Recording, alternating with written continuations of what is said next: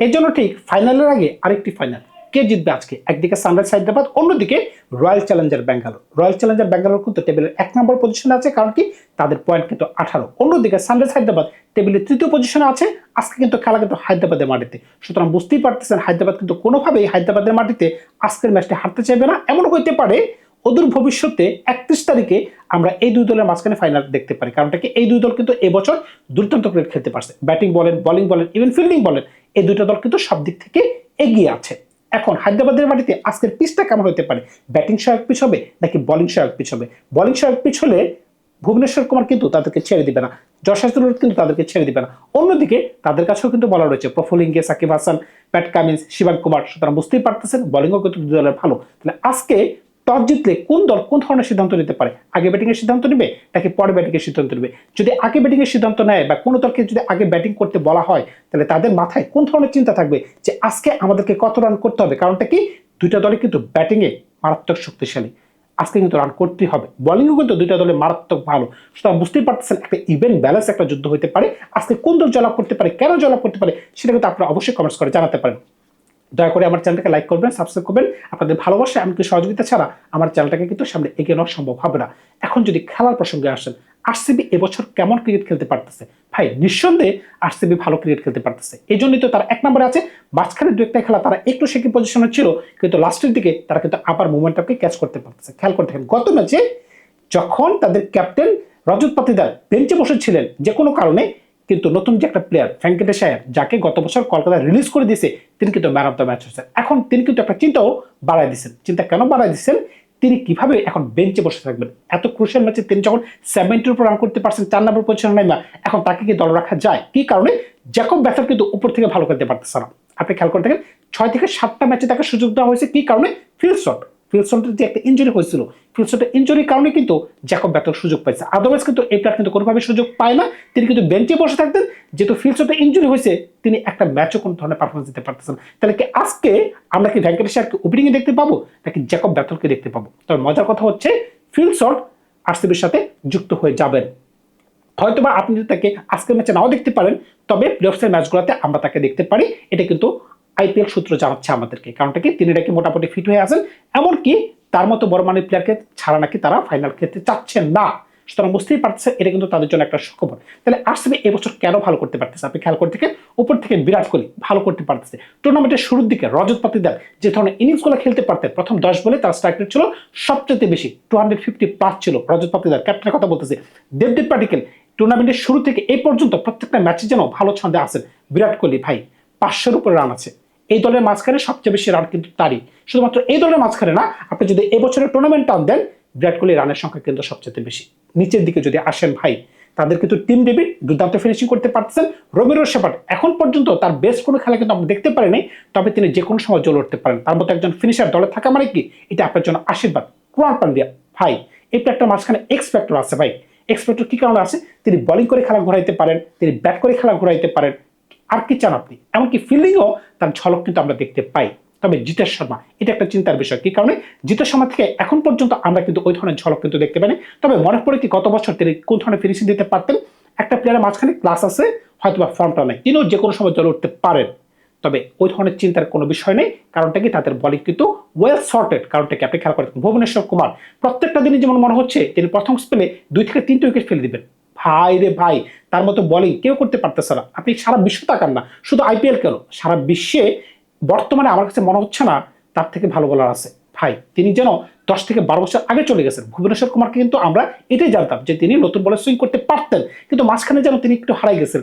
হঠাৎ করে তার মাঝখানে এমন কি পরিবর্তন আসলো, তার বল কেউ পিকি করতে পারতেছে না, তার নাকের বল কেউ খেলতে পারতেছে না, তার স্লো বল খেলতে পারতেছে না, তার নর্মাল বল খেলতে পারতেছে না, এমনকি লাস্টের দিকে ডেথ বোলিংয়ে তিনি মারাত্মক ইয়র্কার দিতে পারতেছেন। সেই সাথে জশ হ্যাজেলউড তার মতো লম্বা বলার যখন বল করে আইপিএল এর মতো ফ্ল্যাট ট্র্যাকে কোনো ব্যাটসম্যান খেলতে পারতেছে না। সব বুক বরাবর বল, আপনি যখন পোল শট খেলতে যাবেন টপেজ ক্যাচ আউট হয়ে যাচ্ছে। মারাত্মক বোলিং। এমনকি রাকেশ দাস সালাম, তারও কাছে কিন্তু ভালো উইকেট রয়েছে। সুরেশ শর্মা ইদানিকালে ভালো বোলিং করতে পারতেছেন। বুঝতে পারতেছেন কোরআন পান্ডে এমনকি রবির সাপার কিন্তু ভালো ছন্দে আছেন। যদি আজকে কোনো কারণে যদি আরসিবি চায় যে উপর থেকে আমরা আজকে জ্যাকব ব্যাথরকে বসায় দিব, এমনকি জ্যাকব ডাফিকে আমরা দলের সাথে অন্তর্ভুক্ত করব, সেটা কিন্তু একটা ভালো এডিশন হতে পারে। কারণ কি খেলা কিন্তু আজকে হায়দ্রাবাদের মাটিতে কিন্তু আমরা সবসময় জানি পেস বলাররা একটু এক্সট্রা ফেসিলিটি পেয়ে থাকে। সুতরাং বুঝতেই পারতেছেন এই দলটাকে কিন্তু আপনি কোনোভাবে ছোট করে দেখতে পারতেছেন না। অন্যদিকে আপনি যখনই হায়দ্রাবাদ টিম নিয়ে কথা বলবেন, ভাই হায়দ্রাবাদ টিমটা খুবই বিস্ফোরক একটা টিম, একটা ব্যালেন্স টিম। একটা সময় মনে হচ্ছিল এই হায়দ্রাবাদ কেউ পাত্তাই দিবে না, কারণ কি প্রথম 4টা ম্যাচের মাঝখানে কেবলমাত্র একটা ম্যাচ তারা জয় করতে পেরেছিল, এরপর টানা 5টা জয়, এরপর আবার 1-2টা ম্যাচ তারা হারছে, কিন্তু এরপর আবার তারা মুভমেন্টাম ক্যাচ করে ফেলছে। খেয়াল করে দেখেন এই দলটার মাঝখানে কোন ধরনের ব্যাটসম্যান আছে। প্রথম যে 5টা ব্যাটসম্যানের নাম বলবো এগুলো কিন্তু সবাই বিস্ফোরক ব্যাটসম্যান। যদি একটা ব্যাটসম্যান খেলতে পারে তাইলেই খেলা শেষ। এমনকি প্রত্যেকটা ম্যাচে কিন্তু আপনি খেয়াল করে দেখেন একটা না একটা ব্যাটসম্যান কিন্তু দাঁড়াই যাচ্ছে। এই কারণে কিন্তু তাদের রানের সংখ্যা বেশি, এমনকি তাদের উইন পার্সেন্টেজ বেশি। আপনি খেয়াল করে দেখেন ট্রাভিস হেড, ঈশান কিষান, অভিষেক শর্মা, হেনরি ক্লাসেন, নীতিশ কুমার রেড্ডি, এই 5 জনের মাঝখানে একজন না একজন প্রত্যেক ম্যাচে দাঁড়াইতেছে। এমনকি 3 জন ব্যাটসম্যানের রান আছে 500-র উপরে, ঈশান কিষান, অভিষেক শর্মা, এমনকি হেনরি ক্লাসেন। ঈশান কিষান সম্ভবত 490, ট্রাভিস হেডের রান সম্ভবত 350-এর উপরে। সুতরাং বুঝতেই পারতেছেন তারা কোন ধরনের ছন্দে আছে। তারপরে মিডল অর্ডারে সালির আরোরা এমনকি রবিচন্দ্রন, এই দুজন ব্যাটসম্যানকে তারা নতুন করে ইনক্লুড করছে, তারা কিন্তু দুর্দান্ত ছন্দে আছে। বোলিং এর প্রসঙ্গে যখনই আসবেন একটা সময় মনে হচ্ছিল হায়দ্রাবাদের কাছে বলার নেই, কারণটা কি প্যাট কামিন্স দলের সাথে যুক্ত ছিল না, এমনকি জয়দেব উনাদকার এমনকি হার্ষাল প্যাটেল এই দুজন মিলে বোলিং করতো। এই দুজনের একটা প্রাইম টাইম ছিল, সেটা আমি মানি। একটা সময় কিন্তু হার্ষাল প্যাটেল ব্যাক টু ব্যাক 2টা বছর পার্পল ক্যাপ অর্জন করতে পেরেছিলেন। এমনিতে কিন্তু পার্পল ক্যাপ অর্জন করা যায় না, তিনি ভালো বোলিং করছেন বলেই তো অর্জন করতে পেরেছিলেন।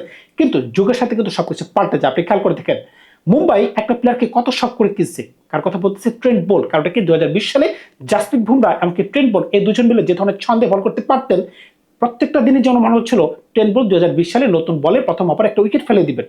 কিন্তু এখন খেয়াল করে দেখেন এই বছর শুধুমাত্র 5টা ম্যাচ তাকে খেলানো হয়েছে, তিনি 3টে উইকেট নিতে পারছে, এমনকি তার ইকোনমি 12-র উপর হতে পারে। সুতরাং বুঝতেই পারছেন সময়ের সাথে সাথে যুগ পাল্টায়। এখন নতুন 2টা রত্ন কিন্তু তারা পাইছে, প্রফুল হিঙ্গে, সে সাথে সাকিব হোসেন।